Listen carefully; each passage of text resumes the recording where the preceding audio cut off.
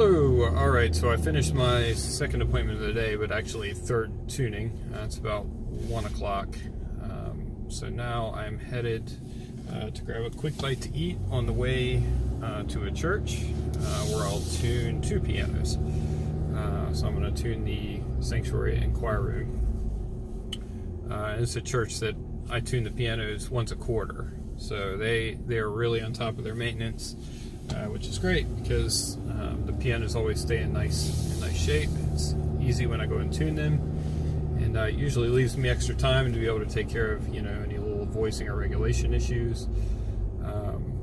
And it's to the point I've even got the key to the church, so I just go and I let myself in, and we have appointments set up for the next couple of years. We just do it like clockwork, and it works out great. So I'll be going there to do that. But one topic I wanted to discuss a little bit, sort of came up at this last appointment. Customer has a Charles Walter studio. If you guys don't know Charles Walter pianos, they're actually American made. They're one of the few American made piano companies left. They're a family business. I think they're in their third generation now. And they also have a transport company. They transport pianos from the supply houses to dealers.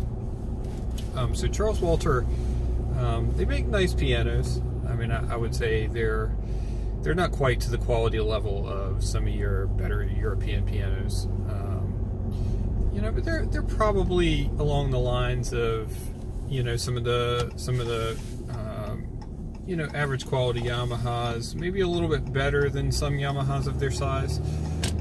But one thing they do extremely well is they have a beautiful finish quality. Some of their consoles, they're really Americana looking, but they have beautiful lacquer finishes.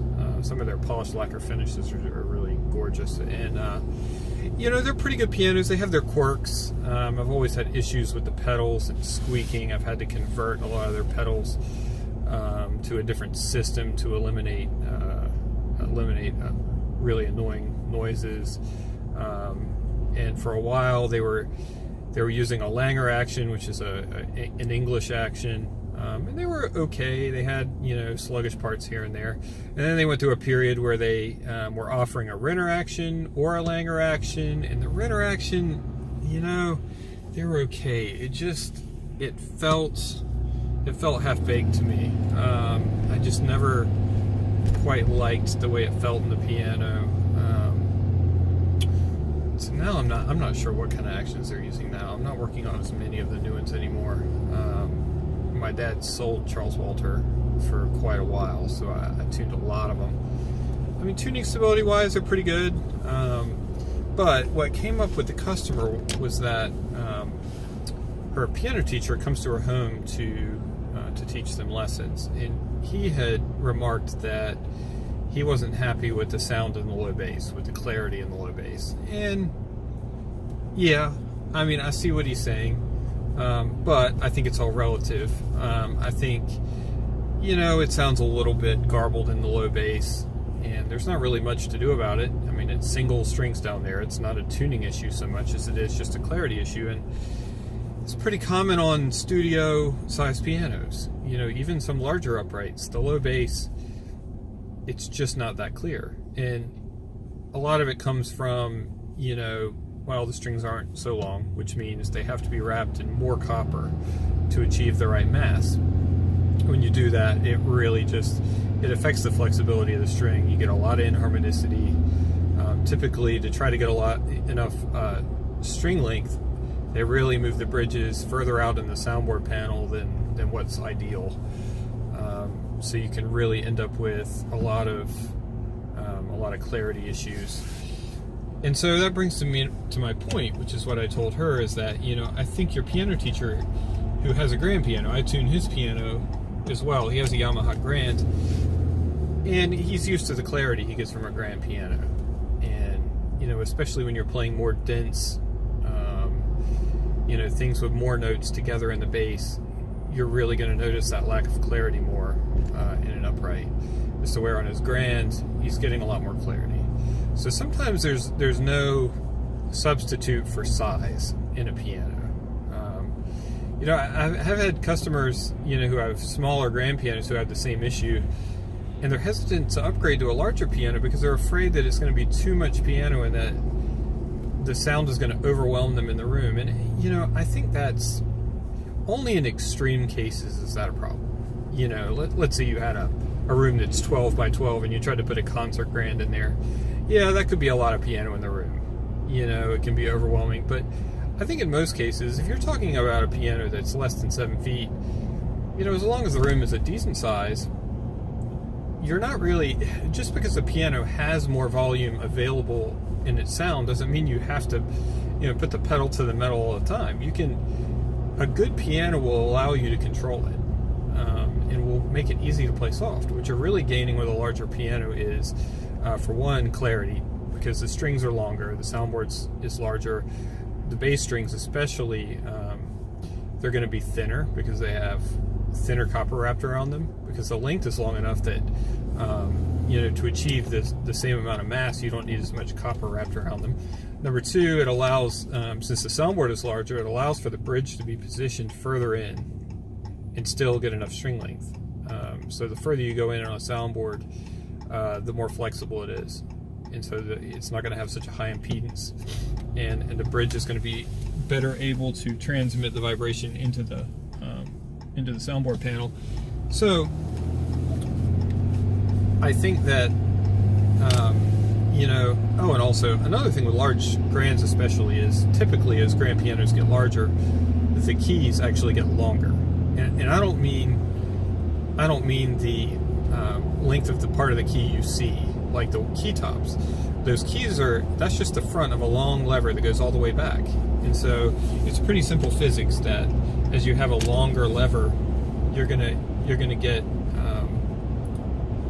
a lot better leverage and better control. And one of the big things that people don't think about is levers get longer as the keys get longer, and as you're playing more advanced repertoire and you're playing up in between the sharps and moving further in on the key, on a longer key you're not getting as close to the balance point, so you're not going to get the weight difference when you play up into the keys.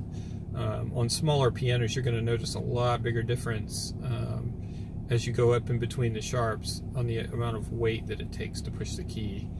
On larger grands, especially concert grands, you've got such a huge amount of distance to the pivot point that it's just going to feel a lot better to play. And you're also getting a lot more lift, you know, at the back of the key.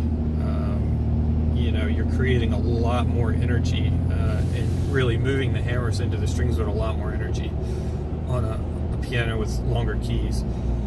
So, oh, and the other thing, which people don't know, is that pianos, as they get larger, the number of notes in the bass actually decreases as a general rule.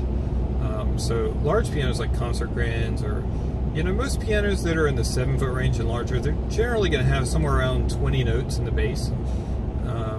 And they're not going to have as many wrapped strings in the tenor section at the break, typically because they don't need them. There's enough string length that you can get enough string tension on those low tenor strings and enough mass that it's better to use steel strings. Steel strings are going to be more flexible as long as you can keep them thinner. When you get to the really, really thick gauges of steel, they do get too stiff, and that's one of the reasons why they go to a copper-wrapped string. If you made a steel string that thick, it would be so inflexible, you would have a lot of problems, you know, inharmonicity-wise and tension-wise. So, you know, the reason why shorter pianos end up with a lot of copper strings in the tenor is because if you put steel strings there, they would either be too thick or you wouldn't be able to get enough string tension. And that's the reason why a lot of small pianos, they can sound really hollow in that tenor section.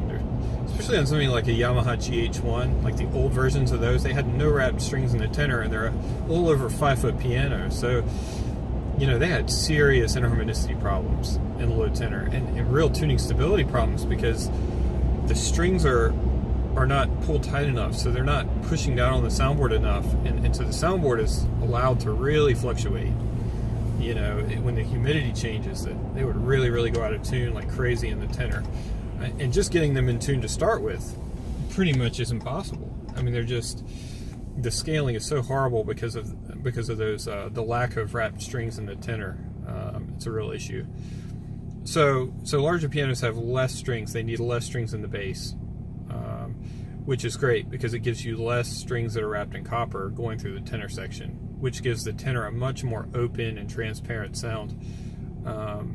You know, as soon as you start adding copper to a string, it's gonna take away some of the top end of the string. It's gonna take away some of the openness of it and the clarity, and also, you know, just there's a certain tone to an unwrapped string in the tenor that's just really appealing, and it's also easier to tune as well. A lot of times, really thinly wrapped copper strings, especially if they're in triples, they can be really, really hard to match, and so you can end up with unisons that are never quite ideal.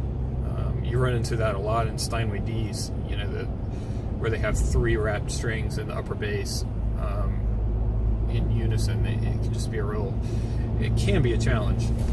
So anyway, that's going a little bit into size of pianos. We'll probably do on a different entry about different sizes of vertical pianos and what differentiates a spinet from a console, from a studio, from an upright, and what are the advantages to each in going up in size. But for now, I think that's probably enough. The video is already, gosh, what, 11 and a half minutes long. So anyway, thanks for tuning in, and I'll be back with you a little bit later. Thanks.